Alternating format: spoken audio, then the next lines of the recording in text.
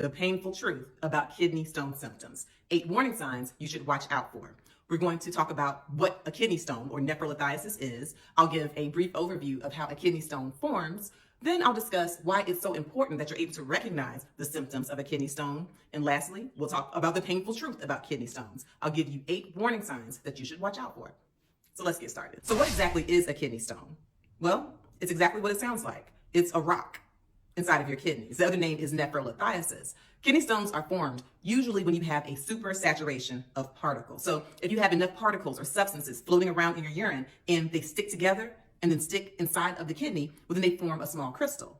As other particles and substances flow by in the urine, they stick to that crystal and then you form a kidney stone. Now, there are different types of kidney stones. 80% of them are made of calcium, usually calcium oxalate. You can also have calcium phosphate stones, struvite stones, uric acid stones, cysteine stones. They're different kinds, and they can present with different symptoms, and they can also have many complications. The potential complications are why it is so important that you're able to recognize the symptoms of kidney stones. Complications may include UTIs or urinary tract infections. You can get an overwhelming infection of the kidneys or pyelonephritis. It can also lead to an overwhelming infection of the entire body, leading to septic shock. You can also get a blockage of flow or obstruction that can lead to kidney failure. And so the kidney stones can be a very big and bad deal. So now let's get into the painful truth about kidney stones. I'm going to give you 8 warning signs you should watch out for. Number 1, pain. Pain is the most common symptom of kidney stones. You can get pain in the back, the side, the flank, the groin. The pain due to kidney stones is for a number of reasons. 1, it can be due to blockage. If a kidney stone is large enough, it can cause a backup of urine in the kidney, which can lead to a stretching of the kidney, which is painful. Also, you can get a renal colic. And this is a different kind of pain because it comes and goes. It may come and really be strong, like a 10 out of 10, and last for 20 minutes or an hour, and then it may release. And this is what's happening. You have a certain movement in your kidneys and in the ureters, like a peristalsis, and there is a contraction, okay, or like a wave. And when you have a wave that tightens, then it can tighten around that kidney stone and cause a pain. And so that's why people will often describe waves of pain with kidney stones. The pain can be in the back or the flank, especially if the stone is higher up. And if the kidney stone is a little bit lower, then it can radiate. That pain can radiate from the back all the way down to the groin. And if the kidney stone is a little lower, like in the ureter, that tube that is between the kidneys and the bladder, well, you can actually get pain in your testicle. Or if you're a lady, you can get pain in your labia, and labia means lip. This is what happens. Pain is not always just localized in the flank or on the side. That's where it's pretty common, or in the groin. You can also get just a diffuse abdominal pain. You can get pain all over the abdomen with kidney stones. Pain can be treated with analgesics or pain medicines, like Toradol is one that is popular. Make sure that you consult with your physician, or if you have chronic kidney disease, you let the ER doctor know, because you may not be able to take that NSAID, that non-steroidal anti-inflammatory drug, but there are other pain medications that can work. And of course, correcting the underlying problem, getting rid of the kidney stone, is going to be the absolute treatment.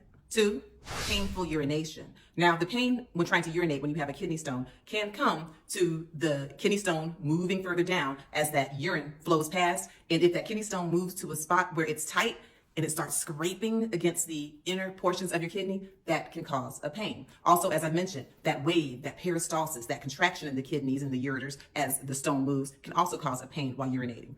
If you get a complication of a urinary tract infection, then of course that can cause dysuria or painful urination as well. 3, a frequent urge to urinate. Now, if you have a kidney stone, again, and it's causing a blockage, then it can give you a sense of fullness in the kidney, or depending on where the stone is located, it can give you a sense of fullness in the ureter or in the bladder. And it can make you feel like you have to urinate. And so you will run to the restroom quite frequently, but you get there and you really can't go. Oftentimes because the stone is blocking the urine. So you may have a fullness, you have the urine that's there that really needs to get out and wants to get out, but you could have a blocking stone. So that can give you the urinary frequency. And again, if you actually do have a urinary tract infection, well, that also can cause the symptom of a frequent urge to urinate. 4, blood in the urine, or hematuria. Now, you may or may not have blood in the urine. You can have a gross hematuria, which means it's blood that you can see with the naked eye, or you can have a microscopic hematuria, meaning that you can't see the blood, but when you go to the doctor and they test your urine, they're able to see that red blood cells are there. Hematuria can occur with kidney stones, most definitely, the blood in the urine. There's one study that showed that 10 to 30% of the cases of documented nephrolithiasis or kidney stones did have blood in the urine. There's another study that revealed that 2 out of 3 people with stones down in the ureter had blood in the urine.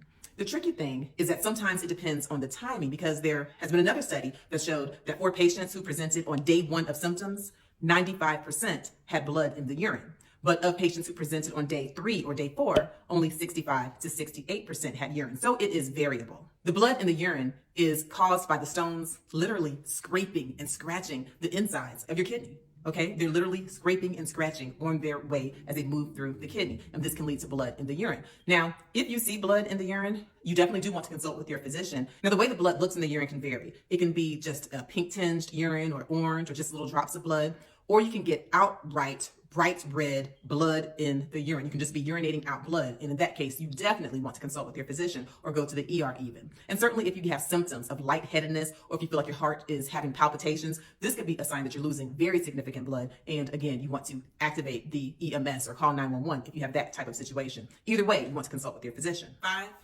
nausea and vomiting. Now we know that nausea and vomiting can really be kind of non-specific symptoms, but nausea and vomiting can be your presenting symptom or warning sign of a kidney stone. And it can be for a number of reasons. It could be because the pain is so severe that it's causing you to feel nauseated. It can also be caused if you develop an overwhelming infection because of the kidney stone. If you have sepsis, and this can cause you to be nauseated and to vomit. The treatment will be, again, treating the underlying kidney stone, and certainly you can get antiemetics or anti-nausea medicines, as well as medicines to control the pain and antibiotics if you have an infection. If your nausea and vomiting are so severe that you cannot keep down fluids, you definitely need to go in and see your doctor because you likely will need IV hydration. Being dehydrated will put you at an even higher risk of the kidney stone. Plus, if you're nauseated and having the vomiting, you're not going to be able to keep down any pain medicines, and it could just be a miserable situation. 6, fever and chills.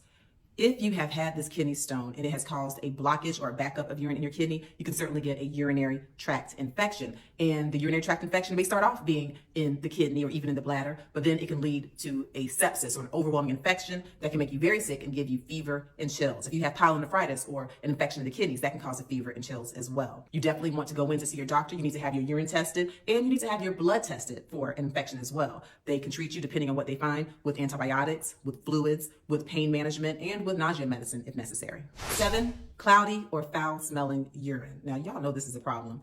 The urine can be cloudy if you have a kidney stone for a couple of reasons. One, if you're actually passing bits of the kidney stone or if you're passing something like gravel in the urine, the presence of the stones can cause the urine to look cloudy. But if you have a foul smelling urine, then you likely have developed the complication of a urinary tract infection. Again, you definitely want to go in, you want your urine to be tested, the blood to be tested if necessary, and you want to have antibiotics given.